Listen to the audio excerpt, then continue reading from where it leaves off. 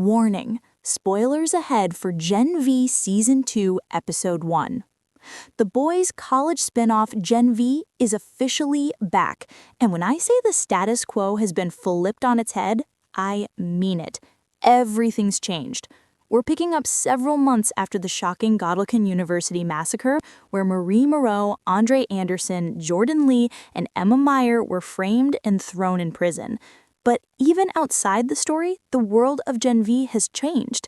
Tragically, in March 2024, Chance Perdomo, who played Andre, passed away at just 27 in a motorcycle accident. The showrunners confirmed they wouldn't recast the role. Instead, they chose to honor Chance by writing Andre's death into the story, making grief a central theme this season. Fittingly, the episode opens with a title card reading, "For Chance." His absence is felt throughout. But before we get to that heartbreak, the season kicks off with a flashback. And it's a doozy. The Odessa Project, 1967. 2 years after Godolkin University was founded, we see Thomas Godolkin, played by Ethan Slater, scrambling through a facility. Inside, 5 scientists inject themselves with Compound V. Thomas tries to stop them, warning it isn't ready. But he's too late. The results? Absolutely gruesome. Vomiting blood, bursting into flames, the entire room, marked Odessa Project, goes up in fire. Thomas collapses before he can even hit the alarm. Back to God U. Flash forward to present day. A new semester starting at Godolkin, and the school is desperate to recover from the massacre. Kate and Sam, despite causing the chaos, are being painted as the new heroes. Meanwhile, Marie, Andre, Emma, and Jordan were branded the villains. But here's the twist. Jordan and Emma are suddenly released from prison and welcomed back to God U. Kate greets them with open arms, thanks to a shady deal with Vought. The official story? They've been exonerated. They're now guardians of Godolkin too. But something's off. Kate notices Andre's missing, and when she reads Jordan's mind, she learns the truth. Andre's dead. The news breaks her. God U also has a new leader, Cipher, played by Hamish Linklater. He's mysterious, dangerous, and no one knows his real background. Emma even digs into his past and finds nothing, except a short stint at Vought's Mexico City office. Was that a cheeky nod to the upcoming The Boys Mexico spinoff? Cipher shows his sinister side in a chilling scene with Kate. When she tries to use her powers on him, he shoves her arm into a running blender, her hand hovering inches above the blades. He tells her in no uncertain terms he's the one in control. And if she wants to help, she should find Marie. Meanwhile, Marie is on the run after breaking out of prison. She accidentally exposes herself during a street brawl between Homelander fanatics, the Home Teamers, and Starlight supporters. Using her bloodbending powers, she fights back, and, of course, the whole thing goes viral. That leads Vought to send a supe named Dognot after her, a tracker with bloodhound-like skills. He corners her at a motel, and just when it looks like Marie's done for, boom, Annie January, aka Starlight, swoops in to save her. Annie explains that she needs Marie's help investigating the Odessa Project. Apparently, Thomas Godolkin was Frederick Vought's right-hand man and spearheaded this research program, which may be why the school was even founded. According to any source, Vought is resuming the project.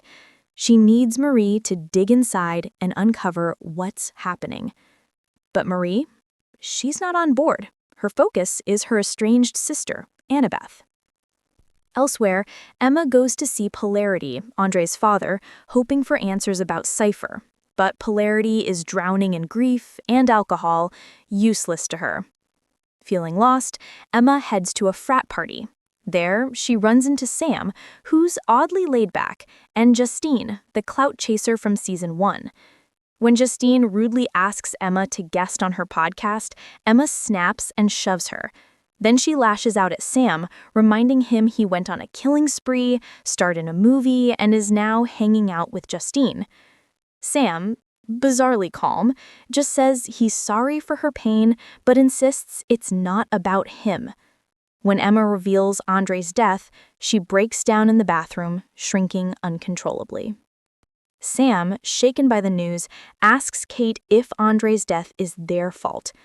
Kate coldly uses her persuasion powers to numb him, making him feel nothing. Later, Emma sees the viral video of Marie's fight and realizes where she is. She wants to find her, but Jordan is bitter, blaming Marie for Andre's fate. Emma, in tears, insists, "Andre was the first person who ever believed in me, so I'm gonna find Marie for Andre." Emma and Jordan eventually track Marie down, and the truth about Andre finally comes out. After Marie escaped, Andre believed it was proof they had a way out. He found a maintenance pipe and waited for the right moment to free everyone. But when they tried, the pipe had been sealed with brick. Guards closed in, and Andre desperately tried to tear open a steel door. His powers failed him. Jordan begged him to stop, but Andre pushed too hard, suffered a stroke, and died right there. "He was trying to be you," Jordan tells Marie. Kate suddenly shows up, insisting she only wants to keep them safe. But when she reads Marie's mind and discovers her secret meeting with Starlight, Kate warns she'll be tortured and killed unless she reports it to Vought. Kate tries to force Marie into compliance, reaching out to use her power. Jordan intervenes, blasting her into a wall. Marie tries to heal her, but Kate's skull is fractured, blood pouring out. She pleads with Emma for help, but Emma walks away with Marie and Jordan, leaving Kate bleeding on the floor. Kate doesn't die, though. The teaser for the rest of the season shows she ends up in the hospital and eventually makes it back to campus. And that's where Gen V Season 2 kicks off. It's darker, heavier, and way more dangerous, with grief, betrayal, and secrets simmering just beneath the surface. Warning: spoilers ahead for Gen V Season 2, Episode 2. We're only 2 episodes into this season of Gen V, and the show is already pulling back the curtain on its biggest mystery, the Odessa Project. Secrets are spilling, lies are unraveling, and things are getting messy fast. Let's break down everything that happened in this episode. After months of hiding, Marie finally returns to Godolkin University. Why? Because after what went down with Kate, campus is ironically the safest place for her. In a tense meeting with Dean Cipher, she immediately asks him, "What were you doing at Elmira?" Cipher dodges the question, but then drops a bombshell, telling Marie that Andre's death wasn't her fault. According to Cipher, Andre had the same condition as his father, Polarity, neural micro-tears that got worse the more he used his powers. That means Andre knew using his magnetic telepathy was destroying his brain, but he still tried to break that door at Elmira. Marie doesn't believe him, until Cipher pulls out Andre's medical file. Inside are records of his diagnosis, notes about his tremors, and even details of his migraines. Meanwhile, Kate is still alive after her brutal injuries, but barely. She's in the hospital after 6 hours of surgery on her skull. And things only get worse. Her powers glitch out, and she accidentally pushes a nurse who then brutally kills another nurse right in front of her. Sam witnesses the carnage, and he also hears Kate say Emma's name. Back at GodU, Cipher launches his latest power play, the Hero Optimization Seminar. He personally handpicks Marie, Jordan, and others to participate. His claim? This will help them understand their powers and rise in the rankings. But help is a generous word. Cipher's real method looks more like a military hazing ritual. The students are forced into weekly exercises against Vicor, a massive Viking-like soup with a hammer. The goal is simple: get past him and push a button. Except it's not simple at all. Vicar hurls students around like ragdolls, crushes spines, and shows no mercy. Cipher doesn't care. To him, they're soldiers in training, not kids. After the seminar, Marie thanks Jordan for saving her. The two finally open up about Andre's death. Both admit they wish they could have stopped him, but know he was too stubborn. Then Jordan gets real. It's easier to stay angry at Marie for leaving them at Elmira than face the pain of losing Andre. Marie promises Jordan they won't lose her, and then they kiss. this episode sneaks in 2 cameos straight from the boys. First, Firecracker pops up on her talk show, The Truth Bomb with Firecracker, weighing in on Kate's attack. Then, the Deep shows up. Chase Crawford returns during a Gamma Epsilon Delta frat initiation, where he gives a speech about the fraternity's pillars. It's silly, it's random, but it fits perfectly with the show's chaotic tone. Remember Emma's visit to Polarity? Well, it worked. He's now taken a new job as Associate Dean of Marketing to get closer to Cipher. Together, Polarity and Emma decide to dig into God U's archives for dirt on Project Odessa.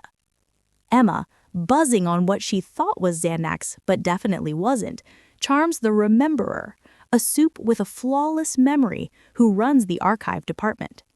Thanks to her, they get access to Thomas Godolkin's files.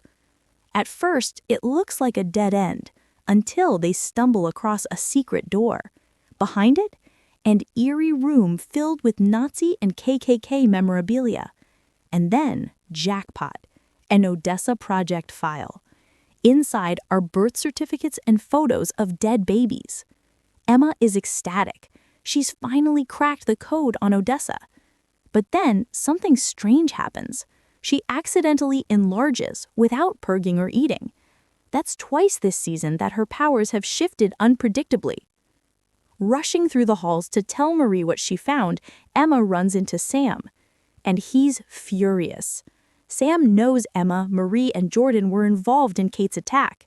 He starts yelling, not just at her, but at someone else who isn't even there. Likely a hallucination of his late brother, Luke. Sam insists Kate is his friend, that she fought to free them from Elmira, and she didn't deserve what happened. But Emma calls him out, saying he's brainwashed, and sooner or later he'll have to face the truth about the awful things he's done. Later, back at the dorm, Marie and Jordan are basking in their post-hookup glow. Marie blurts out, "I love you." The moment catches Jordan completely off guard. But before either can process it, chaos erupts outside. Students are celebrating because Vought claims they've caught Kate's attacker. In reality, they framed a Starlighter, and Dognaught killed him as part of the cover-up. Emma finally arrives and shows Marie the file she found. And here's the shocking twist. The Odessa Project isn't just some experiment. Marie herself is the Odessa Project. In the chilling final scene, Kate wakes up in her hospital bed. The dead nurses she unintentionally caused to die are still on the floor around her. And then Cipher walks in. He stares her down and asks, "What did you get into?" And that's episode 2 of Gen V Season Q, with the Odessa Project revealed to tie directly to Marie, Kate's unstable powers, and Cipher manipulating everything. The plot has officially thickened. Warning, spoilers ahead for Gen V Season 2, Episode 3. Episode 3 doesn't kick off with a soup. It starts with a human. We meet Tess, played by Julia Knope, a human working at the Jitterbean coffee shop on Godolkin's campus. But at God U, being human is dangerous. The tension between supes and non-supes is at an all-time high, and Tess feels it every single day.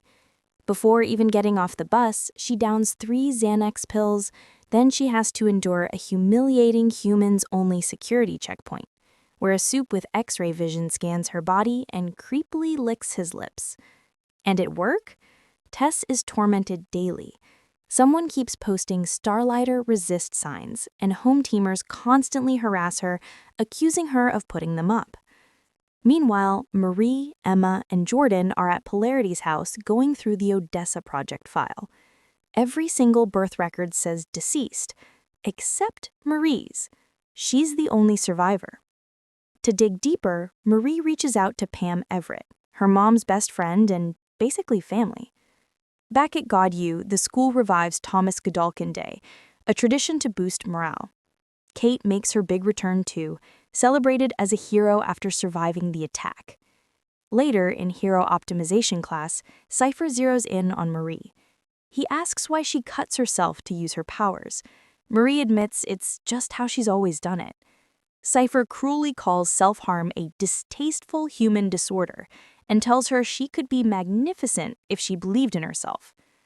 On the lawn, Sam tries to relax with Justine, but he's spiraling. He can't stop thinking about all the awful things he's done. Soon he's hallucinating, seeing people and objects as puppets. Justine finally breaks up with him. Sam's delusion deepens, with everything around him turning into grotesque puppet visions. Meanwhile, Marie and Jordan finally confront the awkward, "I love you," Marie blurted out. She explains she was a virgin before their hookup. Jordan responds coldly, "You can't say I love you to the first person you have sex with."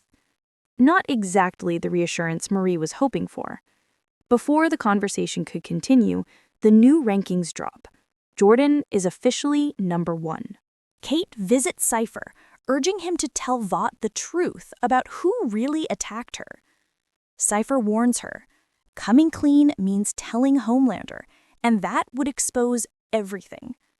He says Homelander will just call her broken, no better than a human, because of her malfunctioning powers. His advice? Focus on getting healthy. Without her powers, she's worthless. Back at Jitterbean, Tess panics when yet another Starlighter poster appears. She tells Emma she's constantly threatened, beaten, raped, even killed, all because of those signs. Emma spots the culprit spray painting "Resist" in yellow over a "Make America Super Again" poster. She chases them, but loses the trail. Sam, still drowning in guilt, begs Kate to use her powers to wipe it all away, but she refuses. Doctors told her not to use her powers, and besides, she doesn't want to hurt more people. Enraged, Sam storms into a dorm and starts destroying everything. Jordan tries to calm him down, but Sam lashes out, hurling both of them through a window. On the ground, Jordan pleads with him to stop hurting people who care. But Sam, clutching his head, just says, "I want to forget." Then he gestures an explosion in the air, referencing his brother Luke's suicide in Season 1. Jordan pushes back. Luke was wrong, they remind Sam. Luke loved him and wasn't thinking straight. Marie finally meets with Pam. At first, Pam denies knowing about Annabeth or the Odessa project, but then the truth unravels. Marie wasn't just injected with Compound V, she was conceived at a fertility clinic at GodU. Her parents struggled with infertility for years. IVF was too expensive, and Vought stepped in, covering all the costs. Pam shows her old photos, including one that changes everything. A young Cipher in a white coat, holding baby Marie. His real name? Dr. Gould. He delivered Marie. Marie always believed her parents only agreed to inject her with Compound V for money, but the truth is darker. They just wanted a baby. Marie feels betrayed, but then she discovers a bedroom in Pam's apartment. It belongs to Annabeth. Pam admits Annabeth lived with her and explains why Marie never knew. After Marie accidentally killed her parents, Pam adopted Annabeth and raised her. Marie, devastated, says she never had a choice. Her parents made her this way, made her feel like a monster. She says it wasn't her fault. She loved her parents, but May did this, not me. Back on campus, Sam and Jordan share a surprisingly tender moment. They smoke together, watch Avenue V, the kids' show Sam and Leek once loved, and reminisce about Andre. Jordan admits if they had 5 more minutes with him, they'd just say, "I love you." Sam mentions his mom is afraid of him, but Jordan reassures him. He's not scary. Sam leans on Jordan's shoulder as they quietly watch TV. Meanwhile, Emma pieces together that the rogue Starlighter is Harper, a supe with a tail who can copy powers for 60 seconds. Emma secretly meets with Harper and Allie, encouraging them to aim higher than vandalism. She tells them to think about sabotage or bigger disruptions. They argue they're performers, not heroes. Emma confesses she used to feel the same way until Andre believed in her, and that belief changed everything. Before stepping on stage as the new number 1, Jordan blurts out to Marie, "I love you." Their conversation with Sam made them realize life's too short to hold back. Then Jordan, in their male form, heads to the podium. They start reading Vought's pre-written speech, but quickly switch to female form and throw the script away. Jordan tells the truth. Andre's dead, and Vought is hiding it. Andre's powers killed him, but he died a hero, trying to save them. Vought murdered innocent Starlighters to cover up Kate's attack. And finally, Starlighters didn't attack Kate. I did. Mic drop. And that's episode 3 of Gen V. Between Marie learning her true origin, Jordan's rebellion, Sam's spiraling hallucinations, and Cipher pulling all the strings, the tension between supes and humans isn't just rising, it's about to explode.